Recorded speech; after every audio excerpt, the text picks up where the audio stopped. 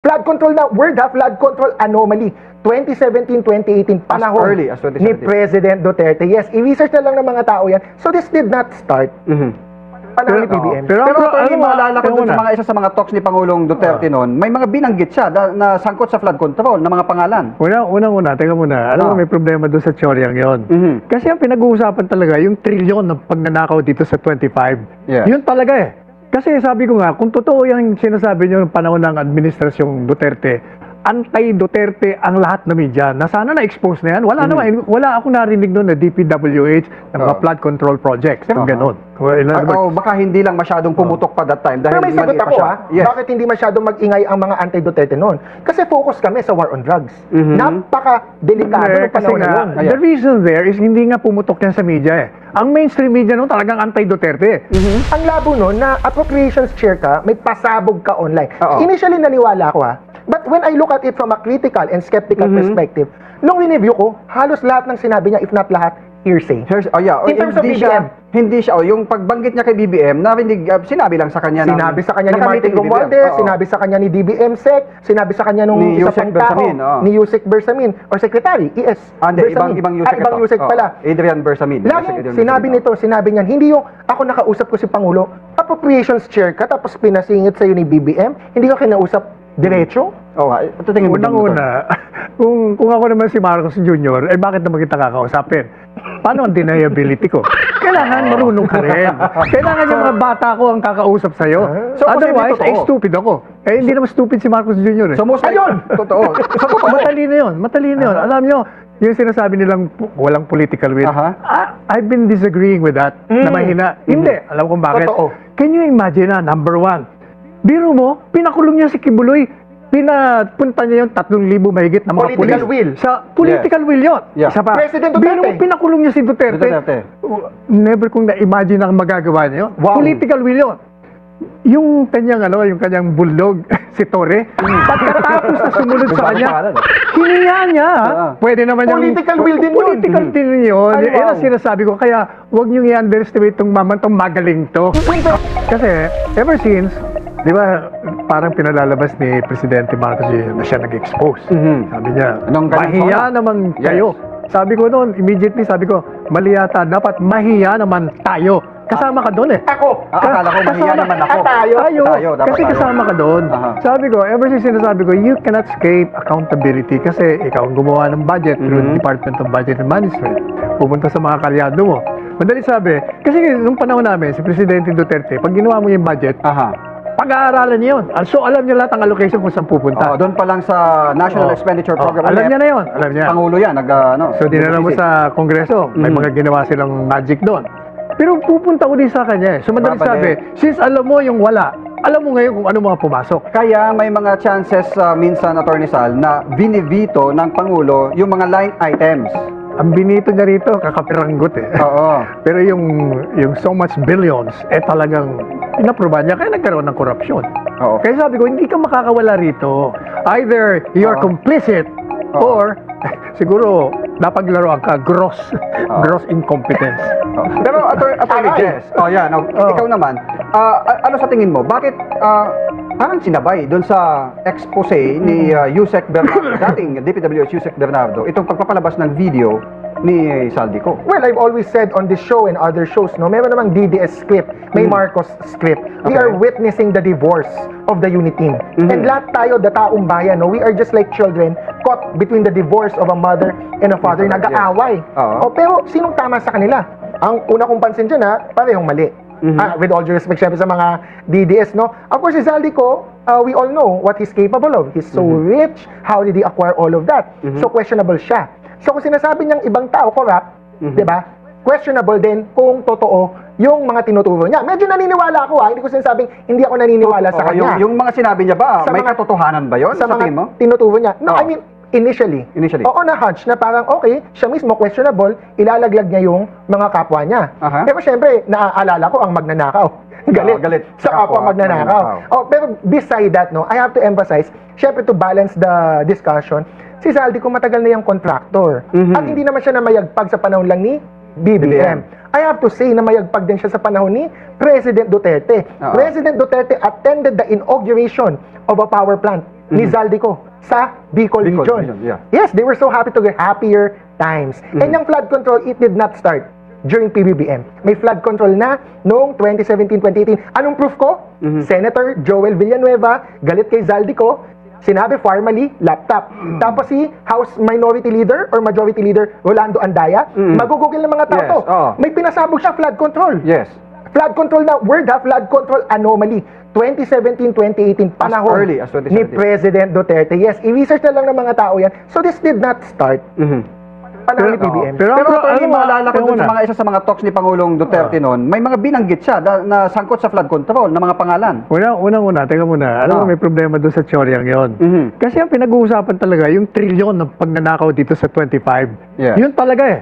Kasi sabi ko nga, kung totoo yung sinasabi nyo ng panahon ng administrasyong Duterte, anti-Duterte ang lahat na media, na sana na-expose na yan. Wala akong narinig noon na DPWH ng mga flood control projects. Pero may binanggit siya sa mga one of the talks niya na may sangkot sa flood control dati na si Congressman Eric Yap, nilaglag ni President Duterte noon. Rocknetting sa Baguio. Sa Baguio issue. Flood control ng rocknetting. Dinimanda ba yun? Hindi. Yun nga, wala nga lang na demanda during that time. Ibig sabihin, walang ebidensya kung pag gano'n. Baka hindi lang masyadong pumutok pa that time. Dahil pero may sagot ako bakit hindi masyadong mag-ingay ang mga anti-Duterte noon? Kasi focus kami sa war on drugs. Napaka-delikado ng panahon na yun. The reason there is hindi nga pumutok yan sa media eh. Ang mainstream media noon talagang anti-Duterte. Anti-Duterte. Pero sinasyantaw ni President. Hindi totoo yan. I disagree with that. Kinulong si Trillanes. Hindi rin totoo yun. Yung sa ABS, hindi totoo yun. Kasi talagang sa Kongreso, nakita mo yung mga ebidensya doon eh. Hindi, alam mo si Duterte, hindi nakikaalam yun. Yun yung pagpalit kay Albars, hindi niya alam eh. Pag landing niya, sa kanya lang nalaman, wala na palang speaker. Wala, hindi nakikaalam yun. Ibang style nun eh. Balik tayo dun sa issue ni Zaldico, dun sa mga pinahayag niya ngayon. Ito yung issue ngayon na si Pangulong Bongbong Marcos, binabanggit niya na nag-utos, though hindi niya directly na nakausap, may pinakausap sa kanya na isang opisyal na kasama sa meeting at tinuturo niya si ang labo nun bago si Attorney Sal, no? Sabi ko lang, ang labo nun na appropriations chair ka, may pasabog ka online. Initially naniwala ako but when I look at it from a critical and skeptical perspective, nung review ko, halos lahat ng sinabi niya, if not lahat, hearsay. In terms of BBM. Hindi siya, yung pagbanggit niya kay BBM, sinabi lang sa kanya sinabi sa kanya ni Martin Romualdez, sinabi sa kanya ni DBM Sec, sinabi sa kanya nung ni isa Yusek pang tao, Bersamin, ni Yusek Bersamin, or Secretary, ES Bersamin. Ibang Yusek ibang Yusek pala. Adrian Bersamin. Laging sinabi niyan, hindi yung ako nakausap ko si Pangulo, appropriations chair ka, tapos pinasingit sa'yo ni BBM, hindi ko kinausap diretso. Unang-una, kung ako naman si Marcos Jr., bakit naman kita kakausapin? Paano ang deniability ko? Kailangan marunong ka rin. Kailangan yung mga bata ko ang kakausap sa'yo. Otherwise, stupid ako. Hindi naman stupid si Marcos Jr. So most totoo. Matalino yun. Alam nyo, yung sinasabi nilang walang political will, I've been disagreeing with that, na mahina. Hindi, alam kung bakit. Can you imagine number one, biro mo, pinakulong niya si Kibuloy, pinapunta niya yung 3,000 mahigit na mga political will. Sa political will yun. Isa pa. President Duterte. Biro mo, pinakulong niya si Duterte. Never kong na-imagine ang magagawa niya yun. Political will yun. Yung kanyang bulldog, si Torre, pagkatapos na sumunod sa kanya, hiniya niya. Pwede naman yung political will din yun. Political din yun. Yan ang sinasabi ko. Kaya, huwag niyong i-underestimate itong mamantong magaling to. In fairness, Sir Dexter, I agree. Diyan ako mag-agree kay Attorney Sal. Pero ang term ko ay hindi political will. Tuso. Ay, kasama na yun.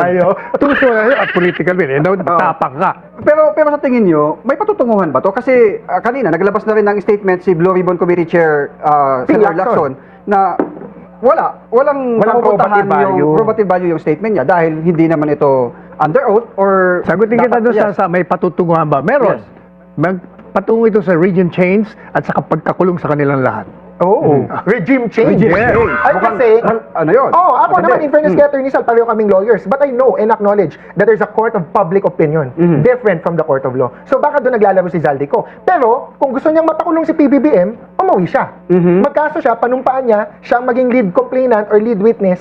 kasuhan niya. Pero sa tingin niyo, Attorney Sal, itong kanyang expose na ito ay sapat ba para silaban ang damdamin ng bawat Pilipino na galit na dito sa mga anomalya sa flood control? Ano pagsisilaban mo? Galit na nga eh. Puot na nga eh. Pero nakita natin na ang dami ng mga rally na nangyari, pero parang hanggang doon na lang. Ano, alam mo yung 16, 17, 18, malaking ano yan. Ma-overan tayo lahat ng events na yan. Kasi tanda mo, 3 araw yan. Yes. Tapos ang nagpasimuno niya, ng Iglesia ni Cristo, sasamahan ng KOJC ni Kibuloy, sasamahan ng Jesus is Lord. So may yung KOJC sasama kasama yung Jesus is Lord ni Villanueva. Di ba nag-1 billion college sila sa Luneta? Andun pa yung grupo, may nagsabi sa akin, sasama rin yung grupo ni Brother, sino? Bilarde. Bilarde, yes. Tapos yung mga business groups. El Shaddai. Tapos yung mga DDS pa. Lahat ng mga grupo ng DDS. Kasi yung sa November 30, yellow yun. Tapos walang uwian pa. Alam mo, tinitingnan ko, sabi ko, walang yan. Pag walang nagawa si Presidente rito, tuloy-tuloy na yan. Kasi, tingnan mo yung People Power 1 and People Power 2. Bakit sila nag-succeed? Kasi yung military nag-withdraw ng support. At kung makikita mo, kaya lang nag-withdraw ng support pag nandiyan ang tao. Critical mass. Pag nakita na nila eh. That's the only time na mag-withdraw ng support. Kaya tinitingnan ko, yung, di ba, magpapadala ng 15 police, 1,000.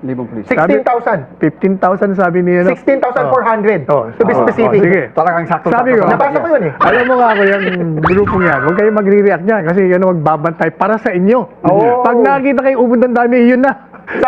Babaliktad yan para sa inyo. Alam mo, yun ang nakikita ko niyan. Kaya alam mo, hindi ba I wrote an article and I've been telling BBM, sabi ko, if you're not complicit, under the Constitution, you can exercise extraordinary powers. Ang constitutional basis mo ako, your job is to serve and to protect. When your government has failed, and obviously, nag-failure ka na, kaya ka nagagalit ng tao, mag-declare kang revolutionary government. Pero, may condition ako. One, pag nag-declare ka, hindi lang basta mag-declare ka para i-save sarili mo. Number 1, you abolish Congress kasi galit na lahat ng tao dyan. Number 2, pakulong mo lahat. Kung ang anak mo kasama, gaya mo si Duterte. Pakulong mo rin kasi hindi ba sabi ni Duterte, drug addict ang anak ko, drug. Sabihin nyo, prueba, papatayin ko sa harapan nyo. Ganun dapat. Number 3, ibalik mo si Duterte. Kasi illegal nga yung ginawa mo. Lahat nagsasabi na illegal. Pang-apat, gumawa ka na ng reforma. Kung hindi ka complicit. Kasi kung magdi-declare ka lang, akala mo ka-save ka, ay mag-aalis ang tao sa'yo. Kanya lang, itong naging pahayag na ni Zaldico na patungo mismo doon sa Pangulo, doon sa sinasabing insertion ng 100 million for flood control projects for 2025 national budget. Billion. Yes. Paano? I don't think it's enough eh. In fairness, ako naman, kontra ako a bit, no? At pihit ako kay Attorney Sal, di ba? Ako, I don't think it's enough because it's not yet the smoking gun. Una, there's so many questions. 100 billion is too small for a president. Assuming, kurakot ang presidente. Okay? Parang it doesn't make sense. Second, bakit ka magpapa-insert kay Zaldico through hearsay when you can insert on your own? And I know this for a fact. Kasi sila Yes, and I know this for a fact, sir. May Tweety Bird ako na source, na congressman, who says na the president can order insertions on his own, NEP pa lang. Bago pa lang i-submit. Assuming corrupt siya, hindi ko sinasabing corrupt. But if you want to be corrupt, you can have your own projects, NEP pa lang. So bakit mo kailangan kausapin sa BICAM? Ang sabi ni Zaldico, nung nagsisimula ng BICAM, nung November 2024, saka ako kinakausap nitong mga tao na to make insertions. Why would you need to make insertions to Zaldico? As the president, ha? Okay. So that's the second. And third, yun nga, kulang yung kwento. Ano yung direct link? May part 2 daw eh. Kasi ang sabi ni Attorney Sal kanina, bago yung part 2, ang sabi ni Attorney Sal kanina, syempre matalino si BBM. Gagawa siya ng plausible deniability. Okay. Hindi, wala ako dyan, wala akong ganun, wala akong dyan. Kung ganun, kaya din naman yung gawin yun sa mga sekretary niya eh. Mag-insert kayo dyan, SEC ng DPWH, DENR, DepEd, gawa kayo ng project, gawa kayo. Tapos wala kay BBM. Because on paper, ang nag-propose ng NEP, the departments. Yes. Magsa-sponsor, senator, or congressman. So, malinis din siya. So, bakit na kailangan si Zaldico para magmukhang malinis? Let me respond to that muna. Unang-una, yung statement ko na nilabas, kanina nga, inanod dito sa bilyonaryo. Ano sabi ko, if the action of the president, as per Zaldico's statement, kung ito'y corroborated by documentary and testimonial evidence, then that is betrayal of the public trust. And that is an impeachable offense. Now, pagdating naman doon sa mga insertions, kahit nasabihin mo na yung tsorya mo. Theoretically. Kahit yung tsorya mo, may problema pa rin eh. Bakit? Siya nga ang pumirma eh. In other words, binuksan mo yung corruption by approving yung ginawa ng mga tao doon kahit na hindi mo alam. Eh, alam mo na nga na ganito. Ayaw mo nga. Tsaka, I remember him sa SONA. Sinasabi niya,